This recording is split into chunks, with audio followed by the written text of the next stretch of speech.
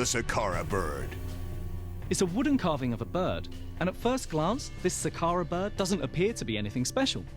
It's only when we examine it more closely that the real mystery is revealed. Ancient Egypt, the greatest civilization of the ancient world. The oldest known pyramid in Egypt?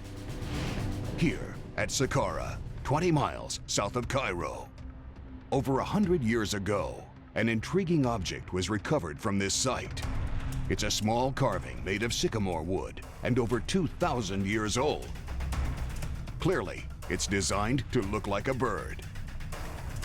Some experts believe that this bird is evidence the ancient Egyptians had knowledge of the principles behind gliding. Modern gliders date from the 19th century, but the idea of a glider is nothing new.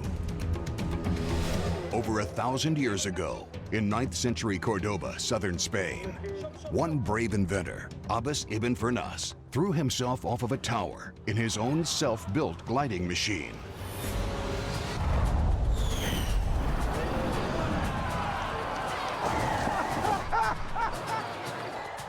Accounts say he glided a considerable distance, and he has gone down in history as the first man to fly.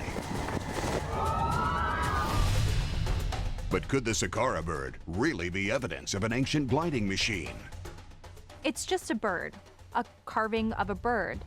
So what makes it so mysterious? Well, first we have to ask, why is it there? The reason for items being placed in tombs is very practical.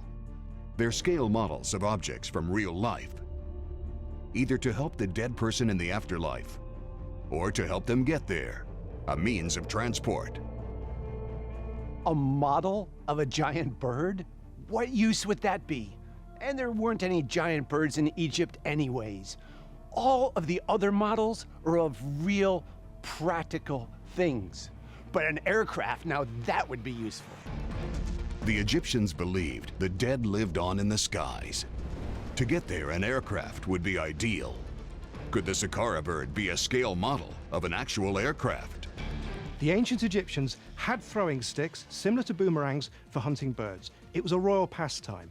So given that they understood some basic principles of aerodynamics, could it be that the Saqqara bird, with its vertical tail fin to act as a stabilizer, was a kind of glider? A vertical tail fin like this doesn't occur in nature. But if this bird was going to fly, it would also need a horizontal fin in the back, such as modern gliders have. Without this, it would plummet to the ground. It's because Ibn Firnas didn't have a horizontal tail fin that he couldn't control his descent.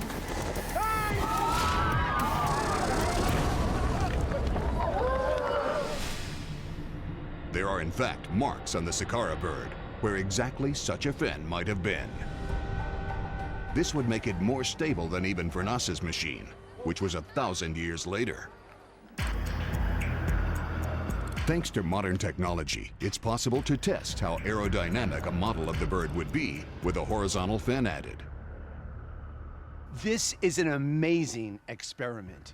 It will prove whether or not the ancient people had knowledge of flight. And if they did, the implications are staggering.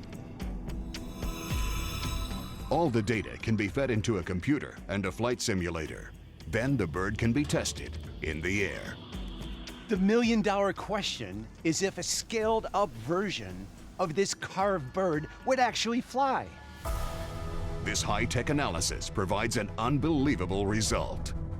Amazingly, modern scientific analysis shows that the Saqqara bird conforms to our understanding of aerodynamics. It glides perfectly.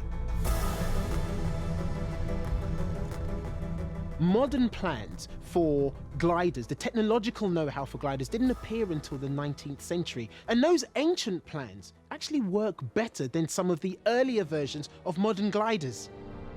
Could the ancient Egyptians really have flown? It can't be proved. It's still up in the air.